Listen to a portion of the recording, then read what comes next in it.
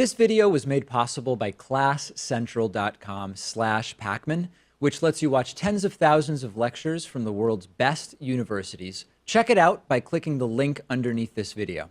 Next up in the Pseudoscience miniseries, faith healing, the practice of using prayer or religious rituals to improve the health of oneself or of another.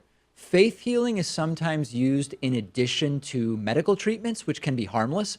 Faith healing is sometimes used instead of medical treatment, which can be really dangerous and in some cases deadly.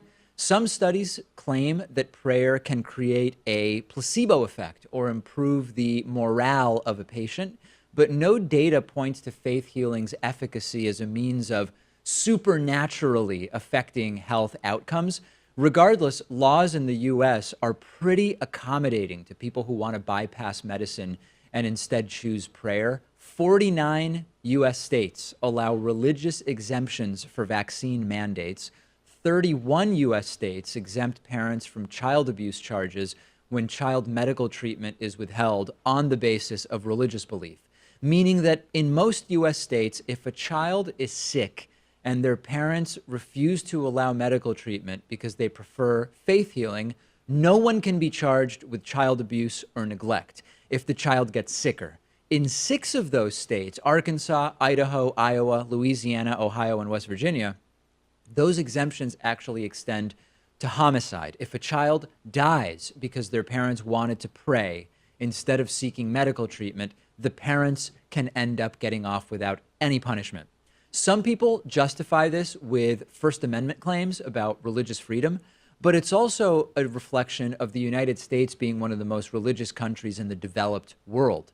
As of 2018, 80% of Americans say they believe in a literal God, and an additional 10% say they believe in a, quote, spiritual force.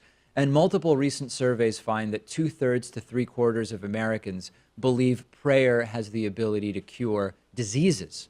The government and private sector have spent millions of dollars studying the efficacy of faith healing over the last several decades. There's a 1997 study by the University of New Mexico which found that individuals praying for patients recovering from alcohol dependency had no effect on the patient's outcomes. A 2000 study published in the Annals of Internal Medicine found no connection between prayer and health outcomes for patients with any medical conditions. A study from 1999 to 2002 by 8 medical institutions, including Duke University Medical Center, involving 748 patients, concluded that, quote, prayer did not have a significant effect upon the primary clinical outcomes. And a 2006 meta-study published in the Annals of Behavioral Medicine in 2006 concluded, quote, there is no scientifically discernible effect for prayer as assessed in controlled studies, given that the prayer literature lacks a theoretical or theological base and has failed to produce significant findings in controlled trials. We recommend that further resources not be allocated to this line of research. There was a decade-long study in the 2006 American Heart Journal with 1,800 patients, which found that prayer had no effect on the recovery of people undergoing heart surgery.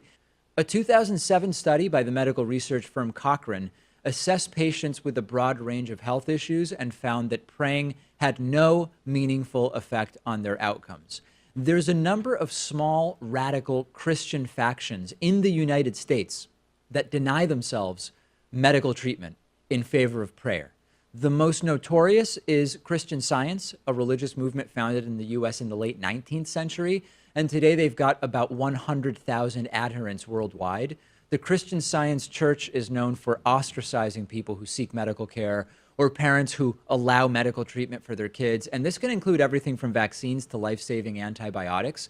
The Christian Science Church regularly tells sick and disabled children that they are afflicted with health problems because they lack faith and moral purity, and are even known to say that children suffer because their parents lack that faith and moral purity. By the mid-20th century, it was easy for state and local governments to prosecute and convict parents for withholding medical treatment from their children for religious reasons. But today, most states have laws allowing parents to deny their children medical care on religious grounds. And how this happened is interesting. In 1967, A 5-year-old girl died of pneumonia. She could have been treated and saved by antibiotics, but her mom was a Christian Scientist who wanted to use prayer. The autopsy showed her chest was filled with more than a quart of pus, which collapsed her right lung and put pressure on her liver. This is a slow, agonizing death. Her mother was convicted of involuntary manslaughter by Massachusetts, sentenced to 5 years probation without jail time. Elders in the Christian Science Church saw this as a wake-up call and lobbied the federal government for years to allow child neglect and homicide exemptions for parents who deny medical treatment to their children for religious reasons. They didn't have much success because America was becoming more and more conscientious about reporting and researching and investigating child abuse. And then in 1971, during the Nixon administration, future Vice President and then Democratic Senator Walter Mondale created the Senate Subcommittee on Children and Youth. The mission was in part to further advance child protection in the United States.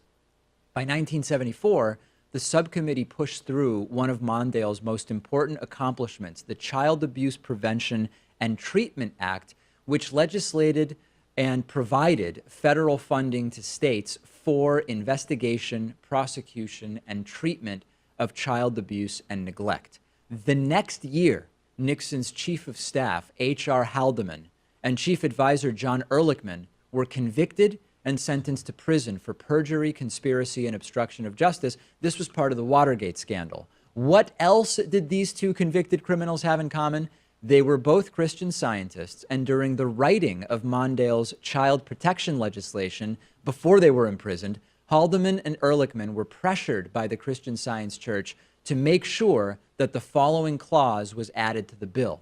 Quote, "No parent or guardian who in good faith is providing a child treatment solely by spiritual means, such as prayer, according to the tenets and practices of a recognized church through a duly accredited practitioner, shall for that reason alone be considered to have neglected the child." This means that Haldeman and Ehrlichman and the Christian Science Church ensured that no state would receive Mondale's child protection funding unless they made religious exemptions for denying child medical treatment. The Christian Science Church found a way to dodge child abuse laws, and as a result, over the next few years, 49 states legalized the religious medical neglect of children. 31 states still have these religious exemptions, and children regularly suffer and die needlessly as a result. Under most circumstances, adults do and should have every right to refuse medical treatment for themselves. But doing this to children, replacing medicine with faith healing, is a different story altogether. A study published by the American Academy of Pediatrics found that between 1975 and 1995, about 80% of children who died after their parents withheld medical treatment for religious reasons would have had at least a 90% chance of living if they had received proper medical care. We're talking about hundreds of lives here. Faith healing, without a doubt, should require proof of its efficacy, especially since the stakes are so high. And so far, faith healing has passed no meaningful tests. And until it does, it should be clearly called pseudoscience, and really one of the most problematic pseudosciences. Faith has a long, complicated history interacting with science. And if you want to delve deeper into the relationships between mythology and empiricism, check out classcentral.com/Pakman and check out a new online course from the University of Alberta called Science and Religion 101. Class Central offers tens of thousands of university courses on virtually any topic you can imagine. Start searching for top-rated college lectures from world-renowned universities by clicking the link under the video. They have classes on almost everything: business, science, math, computer programming, politics, economics. You'll definitely find something you love, and a lot of those courses are completely free. Check it out at classcentral.com/Pakman, or just click the link in the video description below.